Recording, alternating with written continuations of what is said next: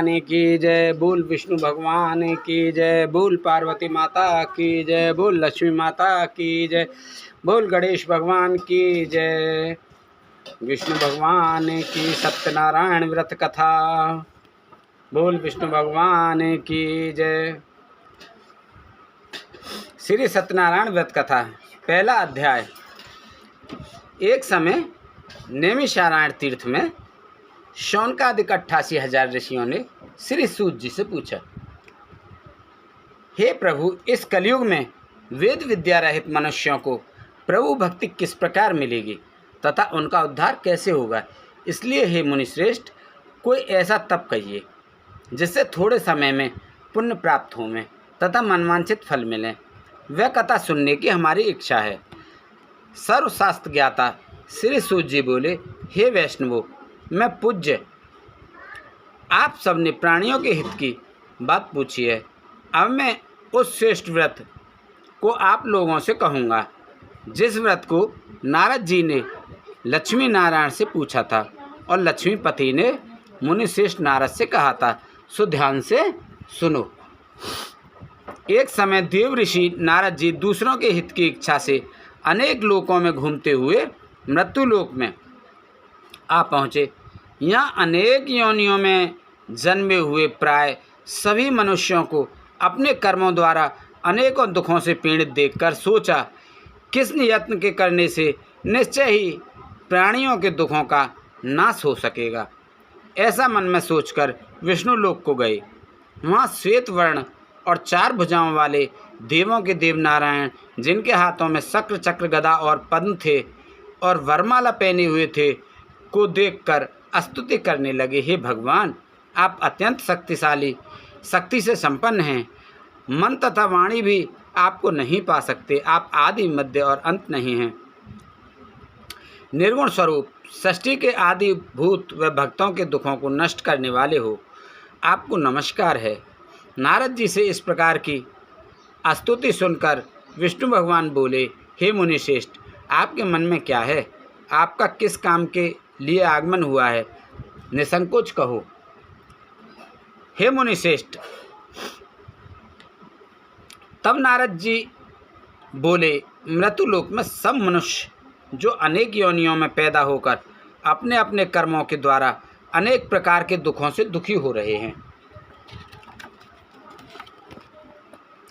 हे नाथ, मुझ पर दया रखते हो तो बताइए कि उन मनुष्यों के सब दुख थोड़े से ही प्रयत्न से कैसे दूर हो सकते हैं। श्री भगवान जी बोले, हे नारद, मनुष्यों की भलाई के लिए तुमने बहुत ही अच्छी बात पूछी है। जिस काम के करने से मनुष्य मोह से छूट जाता है, वह मैं कहता हूँ, सुनो। बहुत पुण्य देने वाला स्वर्ग तथा मृत्युलोक दोनों में दुर्लभ एक उत्तम व्रत है। आज मैं प्रेमवश होकर तुमसे कहता हूँ, सत्यनारायण का ये व्रत अच्छी तरह विधि पूर्वक करके मनुष्य आयु पर्यंत यहाँ सुख भोग कर मरने पर मोक्ष को प्राप्त होता है। श्री भगवान के वचन सुनकर नारद मुनि बोले कि उस व्रत का क्या फल है और क्या इसका विधान है? किसने यह व्रत किया है और किस दिन यह व्रत करना चाहिए? विस्तार से कहिए। भगवान बोले, दुख शोक आदि को दूर करने वाला, धन धान को बढ़ाने वाला, सौभाग्य तथा संतान को देने वाला, यह व्रत सब स्थानों पर विजय प्राप्त करने वाला है। भक्ति और श्रद्धा के साथ किसी भी दिन मनुष्य श्री सत्यनारायण की प्रातः या सायंकाल समय ब्राह्मणों बंधुओं के साथ धर्मपरायण होकर पूजा करे। भक्ति भाव से नैवेद्य केले का फल, घी, दूध, दही और गेहूं का चूर्ण सवाया लेवे। गेहूं के अभाव में साठी का चूर्ण, शक्कर तथा गुड़ ले और सब भक्षण योग्य पदार्थ जमा करके भगवान को अर्पण कर देवे तथा बंधुओं सहित ब्राह्मणों को भोजन करावे। पश्चात स्वयं भोजन करे। नृत्य, गीत, भजन आदि का आचरण कर सत्यनारायण भगवान का स्मरण करके समय व्यतीत करे। इस तरह व्रत करने पर मनुष्य की इच्छा निश्चय पूरी होती है। विशेषकर कली काल में भूमि पर यही मोक्ष का सरल उपाय है। इस श्री प्रथम अध्याय समाप्त। दूसरा अध्याय शुरू। सूत जी बोले, हे ऋषियों, जिसने पहले समय में इस व्रत को किया है उसका इतिहास कहता हूँ, ध्यान से सुनो। सुंदर काशीपुरी नगरी में एक अत्यंत निर्धन ब्राह्मण रहता था। वह भूख और प्यास से बेचैन हुआ नित्य पृथ्वी पर घूमता था। ब्राह्मणों से प्रेम करने वाले भगवान ने ब्राह्मण को दुखी देखकर बूढ़े ब्राह्मण का रूप धर उसके पास जा आदर के साथ पूछा, हे विप्र, नित्य दुखी हुआ पृथ्वी पर क्यों घूमता है? हे श्रेष्ठ ब्राह्मण, यह सब मुझसे कहो, मैं सुनना चाहता हूँ। ब्राह्मण बोला, मैं निर्धन ब्राह्मण हूँ, भिक्षा के लिए पृथ्वी पर फिरता हूँ। हे भगवान, यदि आप इसका उपाय जानते हो तो कृपा कर करो, सारी आप मुझसे कहो। वैद्य ब्राह्मण बोला कि सत्यनारायण भगवान मनवांचित फल देने वाले हैं, इसलिए मैं ब्राह्मण तू उनका पूजन कर, जिसके करने से मनुष्य सब दुखों से मुक्त हो जाता है। ब्राह्मण को व्रत का सारा विधान बताकर बूढ़े ब्राह्मण का रूप धरने वाले श्री सत्यनारायण भगवान अंतर्ध्यान हो गए। जिस व्रत को व्रत ब्राह्मण ने बतलाया है मैं उसको करूँगा। यह निश्चय करने पर उसे रात में नींद भी नहीं आई और वह सवेरे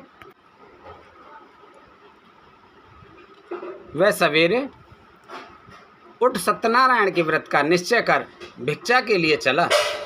उसको भिक्षा में बहुत धन मिला, जिससे बंधु बांधवों के साथ उसने सत्यनारायण का व्रत किया। इसके करने से वह ब्राह्मण सब दुखों से छूटकर अनेक प्रकार की संपत्तियों से युक्त हुआ। उस समय से वह ब्राह्मण हर मास व्रत करने लगा। इस तरह सत्यनारायण भगवान के व्रत को जो करेगा वह मनुष्य सब दुखों से छूट जाएगा। इस तरह नारद जी से नारायण का कहा हुआ यह व्रत मैंने तुमसे कहा। हे विप्रो, मैं अब और क्या कहूँ? ऋषि बोले, हे मुनीश्वर, संसार में इस ब्राह्मण से सुनकर किसने किसने इस व्रत को किया, हम यह सब सुनना चाहते हैं। इसके लिए हमारे मन में अत्यंत श्रद्धा है। सूत जी बोले, हे मुनियो, जिसने इस व्रत को किया है वह सब मैं आपसे कहता हूँ। एक समय वही ब्राह्मण धन और ऐश्वर्य के अनुसार बंधु बांधवों के साथ व्रत करने को तैयार हुआ। उसी समय एक लकड़ी बेचने वाला बूढ़ा आदमी आया और बाहर लकड़ियों को रखकर ब्राह्मण के मकान में गया। प्यास से दुखी लकड़हारा उनको व्रत करते देखकर ब्राह्मण को नमस्कार कर कहने लगा कि आप यह क्या कर रहे हैं और इसके करने से क्या फल मिलता है? कृपया कर आप मुझसे कहो। ब्राह्मण ने कहा, सब मनोकामनाओं को पूरा करने वाला यह सत्यनारायण भगवान का व्रत है। इसकी ही कृपा से मेरे यहाँ धन धान्य आदि की वृद्धि हुई है। ब्राह्मण से इस व्रत के बारे में जानकर लकड़हारा बहुत प्रसन्न हुआ। चरणामृत ले और प्रसाद खाने के बाद अपने घर को गया। लकड़हारे ने अपने मन में इस प्रकार संकल्प लिया कि आज नगर में लकड़ी बेचने से जो धन मिलेगा उसी से सत्यनारायण देव का उत्तम व्रत करूँगा। यह मन में विचार कर वह बूढ़ा आदमी लकड़ियों को अपने सिर पर रखकर जिस नगर में धनवान लोग रहते थे वह ऐसे सुंदर नगर में गया। उस रोज़ वहाँ पर उसे उन लकड़ियों का दाम पहले दिनों से चौगुना मिला। तब वह बूढ़ा लकड़हारा दाम ले और अति प्रसन्न होकर पक्के केले की पुली, शक्कर, घी, दूध, दही और गेहूं का आटा इत्यादि सत्यनारायण भगवान के व्रत की सभी सामग्रियों को लेकर अपने घर गया। फिर उसने अपने भाइयों को बुलाकर विधि के साथ भगवान जी का पूजन कर व्रत किया। उस व्रत के प्रभाव से वह बूढ़ा लकड़हारा धन धान पुत्र आदि से युक्त हुआ और संसार के समस्त सुख भोग कर बैकुंठ को चला गया। इस श्री सत्यनारायण भगवान का द्वितीय अध्याय समाप्त। बोलो हरिओम नमो नमे। तीसरा अध्याय शुरू। सूत जी बोले, हे श्रेष्ठ मुनियो, अब आगे की कथा कहता हूँ, सुनो। पहले समय में उल्कामुख नाम का एक राजा था। वह सत्यवक्ता और जितेंद्रिय था। प्रतिदिन देव स्थानों पर जाता तथा गरीबों को धन देकर उनके कष्ट दूर करता था। उसकी पत्नी कमल के समान मुख वाली और सती साध्वी थी। भद्रशिला नदी के तट पर उन दोनों ने श्री सत्यनारायण का व्रत किया। उस समय वहाँ एक साधु वैश्य आया। उसके पास व्यापार के लिए बहुत सा धन था। वह नाव को किनारे पर ठहरा कर राजा के पास आ गया और राजा को व्रत करते हुए देखकर विनय के साथ पूछने लगा, हे राजन, भक्ति युक्त चित्त से यह आप क्या कर रहे हैं? मेरी सुनने की इच्छा है, सो आप यह मुझे बताइए। राजा बोला, हे साधु, अपने बांधवों के साथ पुत्रादि की प्राप्ति के लिए यह महाशक्तिमान सत्यनारायण भगवान का व्रत व पूजन किया जा रहा है। राजा के वचन सुनकर साधु आदर से बोला, हे राजन, मुझसे इसका सब विधान कहो, मैं भी आपके कथनानुसार इस व्रत को करूँगा। मेरे भी कोई संतान नहीं है और इससे निश्चय ही होगी। राजा से सब विधान सुन व्यापार से निवृत्त हो वह आनंद के साथ घर गया। साधु ने अपनी स्त्री से संतान देने वाले उस व्रत का समाचार सुनाया और कहा कि जब मेरे संतान होगी तब मैं इस व्रत को करूँगा। साधु ने ऐसे वचन अपनी स्त्री लीलावती से कहे। एक दिन उसकी स्त्री लीलावती पति के साथ आनंदित हो सांसारिक धर्म में प्रवृत्त होकर सत्यनारायण भगवान की कृपा से गर्भवती हो गई और 10वें महीने में उसने एक सुंदर कन्या को जन्म दिया। दिनों दिन वह कन्या इस तरह बढ़ने लगी जैसे शुक्ल पक्ष का चंद्रमा बढ़ता है। कन्या का नाम लीलावती रखा गया। तब लीलावती ने मीठे शब्दों में अपने पति से कहा कि आपने संकल्प किया था कि भगवान का व्रत करूँगा, अब आप उसे करिए। साधु बोला, हे प्रिय, इसके विवाह पर करूँगा। इस प्रकार अपनी पत्नी को आश्वासन दे वह नगर को गया। कलावती पितृगृह में वृद्धि को प्राप्त हो गई। साधु ने जब नगर में सखियों के साथ अपनी पुत्री को देखा तो तुरंत दूत बुलाकर कहा कि पुत्री के वास्ते कोई सुयोग्य वर देखकर लाओ। साधु की आज्ञा पाकर दूत कंचन नगर को पहुंचा और वहां पर बड़ी खोज और देखभाल के कर लड़की के लिए सुयोग्य वणिक पुत्र को ले आया। उस सुयोग्य लड़के को देखकर साधु ने अपने बंधु बांधवों सहित प्रसन्नचित्त अपनी पुत्री का विवाह उसके साथ कर दिया। किंतु दुर्भाग्य से विवाह के समय भी उस व्रत को करना भूल गया। तब भी श्री भगवान क्रोधित हो गए और श्राप दिया कि तुम्हें दारुण दुख प्राप्त होगा। अपने कार्य में कुशल साधु बनिया जमाता सहित समुद्र के समीप स्थित रतनपुर नगर में गया और वहां दोनों ससुर जमाई चंद्रकेतु राजा के उस नगर में व्यापार करने लगे। एक रोज भगवान सत्यनारायण की माया से प्रेरित कोई चोर राजा का धन चुराकर भागा जा रहा था, किंतु राजा के दूतों को आता देखकर चोर ने घबराकर भागते हुए राजा के धन को वहीं चुपचाप रख दिया जहां वो ससुर जमाई ठहरे हुए थे। जब दूतों ने उसे उस साधु के वैश्य के पास राजा के धन को रखा देखा तो वे दोनों को बांध कर ले गए और प्रसन्नता से दौड़ते हुए राजा के समीप जाकर बोले, यह दो चोर हम पकड़ कर लाए हैं, कृपया आज्ञा दें। तब राजा की आज्ञा से उनको कठोर कारावास में डाल दिया और उनका सब धन छीन लिया। सत्यनारायण भगवान के श्राप के द्वारा उनकी पत्नी भी घर पर बहुत दुखी हुई और घर पर जो धन रखा था चोर चुरा कर ले गए। शरीर व मानसिक पीड़ा तथा भूख प्यास से अति दुखित हो अन्न की चिंता में कलावती एक ब्राह्मण के घर गई। वहाँ उसने सत्यनारायण भगवान का व्रत होते देखा, फिर कथा सुनी तथा प्रसाद ग्रहण कर रात को घर आई। माता ने कलावती से कहा, हे पुत्री, अब तक कहाँ रही? वह तेरे मन में क्या है? कलावती बोली, हे माता, एक ब्राह्मण के घर श्री सत्यनारायण भगवान का व्रत देखा है। कन्या के वचन सुनकर लीलावती भगवान के पूजन की तैयारी करने लगी।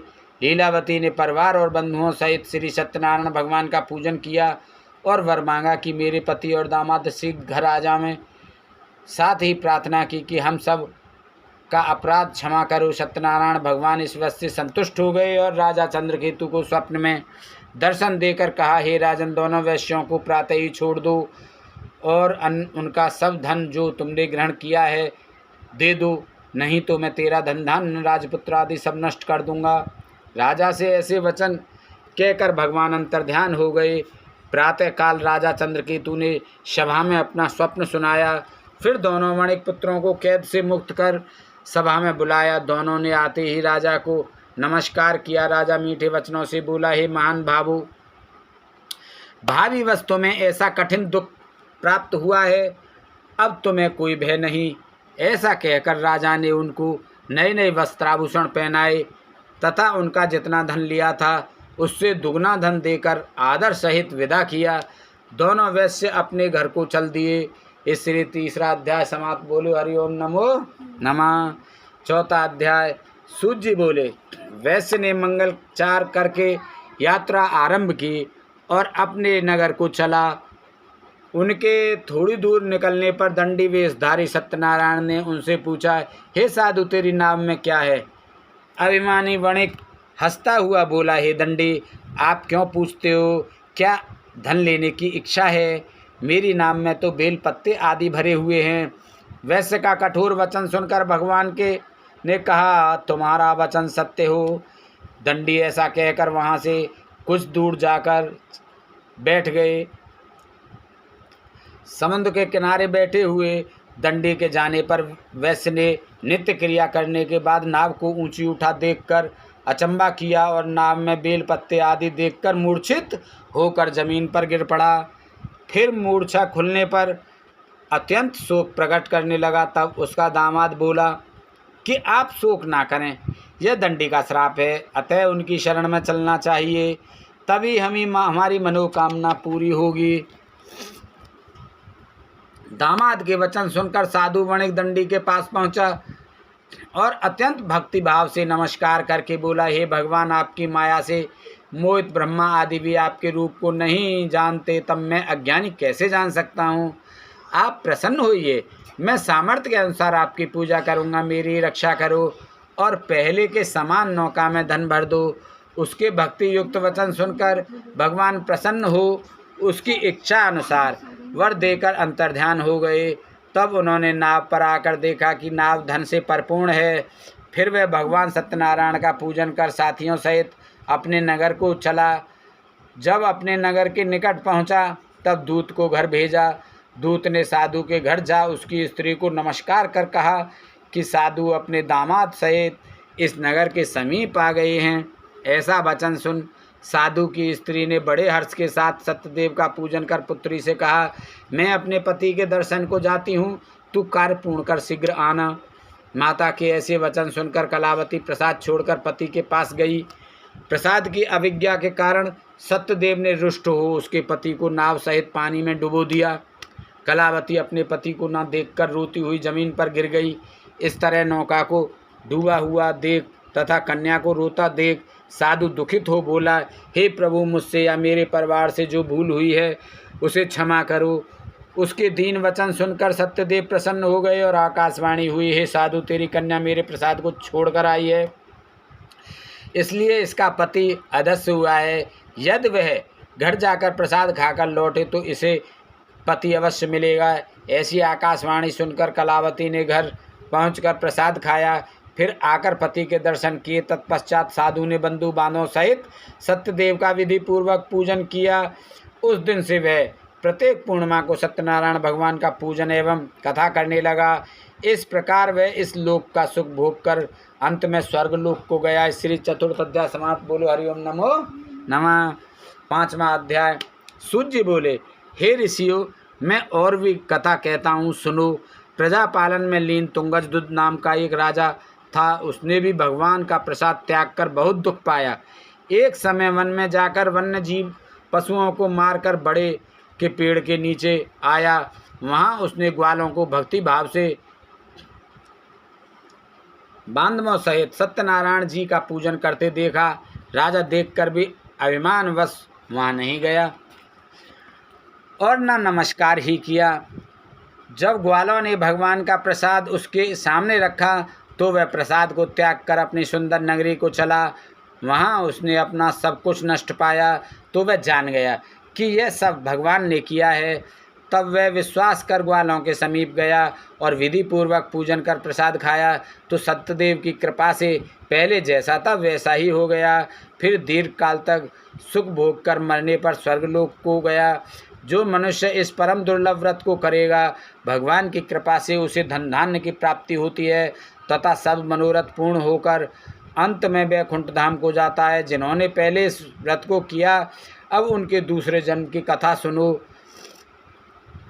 वृद्ध शतानंद ब्राह्मण ने सुदामा का जन्म लेकर मोक्ष को पाया। उल्कामुख नाम का राजा दशरथ होकर वैकुंठ को प्राप्त हुआ। साधु नाम के वैश्य ने मोरध्वज ध्वज बनकर अपने पुत्र को आरे से चीरकर मोक्ष को प्राप्त किया। महाराज तुंगध्वज ने स्वयंभू होकर भगवान में भक्ति युक्त कर्म कर मोक्ष को प्राप्त किया। श्री सत्यनारायण व्रत कथा संपूर्णम। बोलियो सत्यनारायण भगवान की जय। श्री सत्यनारायण जी की आरती। ओम जय लक्ष्मी रमणा स्वामी, जय लक्ष्मी रमणा। सत्यनारायण स्वामी जन पातक हरणा। ओम जय लक्ष्मी रमणा। रत्न जड़ित सिंहासन अद्भुत छविराज, स्वामी अद्भुत छविराज।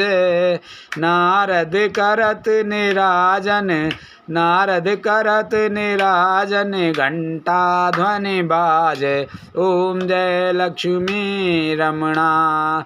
प्रगट भये कलि कारण, तुझको दरस दियो, स्वामी तुझको दरस दियो।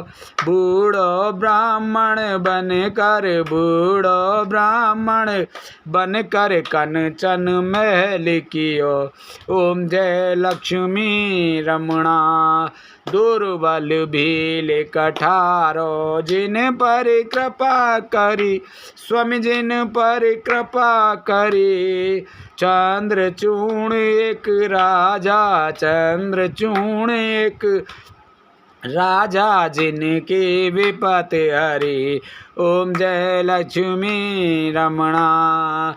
वैस मनोरथ पायो, सेदा तज दीनी, प्रभु सेदा तज दीनी। सो फल भोगो प्रभु जी, सो फल भोग्यो प्रभु जी, फिर अस्तुत कीनी। ओम जय लक्ष्मी रमणा। भाव भक्ति के कारण छिन छिन रूप धरो, स्वामी छिन छिन रूप धरो। सदा धारण कीने, सदा धारण कीने, तिनको काज सरो। ओम जय लक्ष्मी रमणा।